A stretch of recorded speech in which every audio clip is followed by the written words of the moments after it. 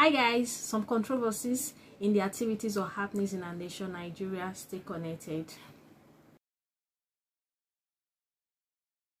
Hey guys, and welcome back to my channel. It's a pleasure to have you. This is Ccecc, your topical woman. So we have some very top stories and very controversial ones since the beginning of the week, starting with will be the Ccecc, Ccecc, that's the China civil engineering construction company in Nigeria. We know sometime here with this story has actually been on board since last week when Nigerians just arose and started asking about the whereabouts of their claimed daughters that came sometime in March, and the response of the Minister of Health, Dr. Ccecc. So eventually the MD of Ccecc has come to say, okay, they are the host of the doctors, and this was corroborated at the presidential task force yesterday that the Chinese doctors were actually in the custody or were actually in Nigeria on the visa of Ccecc. They're supposed to be here for 30 days and then return back to China, but because of the lockdown restrictions on international flights,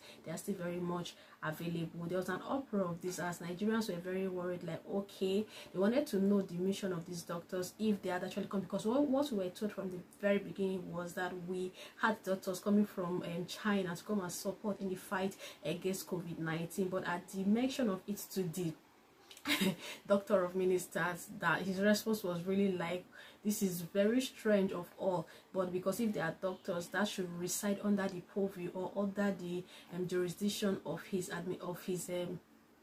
office. So his response was really a bit worrisome to, or very worried to so many people. But at last we have where they are, but Nigerians are still very worried because this is controversy, because sometimes people just need a lot of transparency from our political leaders, our leaders in all forms. But this seems to be one thing that is very lacking in Nigeria, that it seems to always fight or have tussles when it comes to issues like this. But at last their own nationals have actually told us who and why. There are people are still very much worried, like, okay, why did they have to import their doctors? Why did they have to so what was the reason behind all of that? But I think for now we should just be a bit calm. But I think as the days unveil or unfold, we get to hear more about them. But it's really alarming that why would China, of all, they are not the only nationals in Nigeria, bring in their doctors to come and take care of their indigenous in Nigeria, where people have been so many responses on this. You could also check them out on social media, how so many people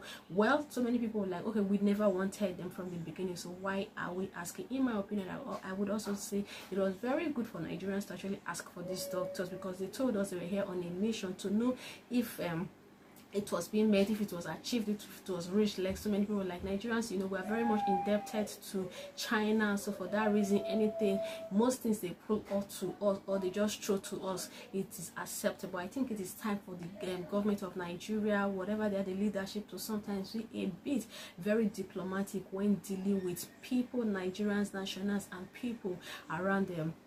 So we also have other controversies, like, okay, people were like, okay, the drugs from Madagascar, is it coming on free or we're paying for it and all of that. I think at the presidential task force yesterday, it was announced again that it came to Nigeria free. So the minister who spoke on that said he did not receive any invoice. Obviously, like a simile, he said that, okay, it's going to be for free, and maybe Nigerians will in turn get them for free in time, or those who need them in the long run will also get them for free. I also have so many stories I've written down here as highlighted in some of the happenings in Nigeria, a bit so interesting those, and then one of them from the leadership is plan for reopening in 2 weeks federal government test business schools, workshop and worship centers. At last, so many I think ease is actually very common into Nigeria, like, okay, the government is looking at easing or back to normal life after 2 weeks. I'll be later, I think it should be maybe from June, effect from June, or when does the in 2 weeks time. Okay, so whatever it is, the aunt is now on everybody to take responsibility ownership, like I always say, of this situation, because if you look at what has happened in the past 2 going to 3 months, it's all on individual. Because sometimes if you contact or contract these virus, they're just on your own. But being Nigerians, we are the very resilient people that we are. We've tried over time, because if we keep looking at the results we see every day, it's usually very increasing. We have, yes, recovered cases, we also have fatality case. Another thing that it just came up this morning is daily trust is insecurity. Over 500 people killed in 10 states in 3 months. Insecurity case more than COVID-19. Like, this is sure real. This is sure true. This is really one of the very truth in Nigeria. The insecurity rate in Nigeria is very on the high side. I think the government should not relax on this because of fighting COVID-19. They should look more into this and try to intervene in this situation once and for all. The rate at which insecurity, attackers, terror, as I don't even want to say terrorism, is actually they are affecting people, is something to write. It's not something to write good about. So it is the federal government, the state government, and other persons in leadership, authorities, and position. They really have to look into this. I think something last month, as we talked about Lassa fever also killing more persons than COVID-19. So these are things that should be looked why we're fighting COVID-19, why we're ensuring that this is minimized. Those other ones that are silent, they're not really silent, that are also killing people by the side, should also be given a very top priorities.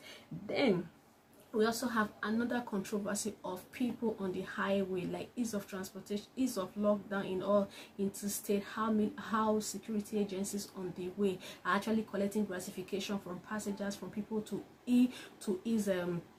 let them pass or have passage. So many stories on this. The NCDC is blaming the security that, okay, it is people they have accredited note of passage to that are actually letting people pass. So a lot of controversies on this. Nigerians, this is really a lot of things to talk about, because sometimes when you talk about Nigeria, honestly, there are really a lot of controversy in almost all issues, because it's just every now, here and there. But I think it is time people should know that a time like this has come for everyone to just look around, just individual families and even the larger society, to know that, you know what, we really don't have to always play or toil around things over and over again. It is time for everybody to just sit up properly and utilize their authority, their power judiciously, like very well, with all sense of responsibility. Like, okay, this is what I'm meant to do, why not do it